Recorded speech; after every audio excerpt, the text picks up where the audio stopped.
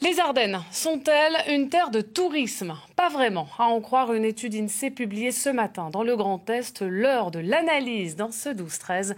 On détaille tout cela en chiffres. Jaël Galichet, bonjour. Vous avez épluché cette étude pour nous. Constat pas franchement brillant pour les Ardennes. Et oui, Ophélie, les Ardennes sont très peu touristiques. Pourtant, le département mise beaucoup sur ce secteur pour développer son activité économique.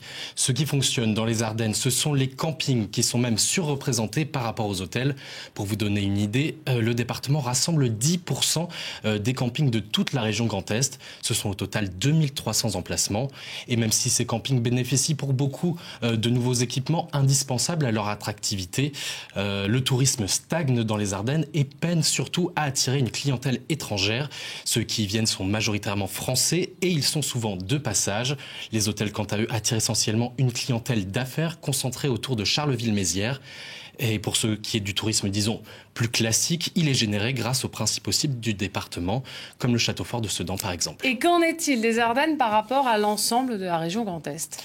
Alors regardez ces chiffres, même en Champagne-Ardenne, les Ardennes sont le parent pauvre de ce secteur et ne représentent que 2% du tourisme dans la région Grand Est, ce qui équivaut à environ 5500 nuitées en 2017. Ailleurs, c'est un peu mieux comme vous pouvez le voir en Lorraine où le tourisme se porte bien à part dans la Meuse. Et c'est encore mieux en Alsace où par exemple le Bas-Rhin totalise 27% des nuitées en 2017. Autre information importante, il faut savoir que dans les Ardennes, les chiffres sont boostés tous les 2 ans par le festival mondial des marionnettes de Charleville-Mézières. C'est à ce moment-là que les hôtels de la ville font le plein. Mais ce festival n'aura pas lieu cette année, mais en septembre 2019, Ophélie. Merci Jaël pour toutes ces précisions. Le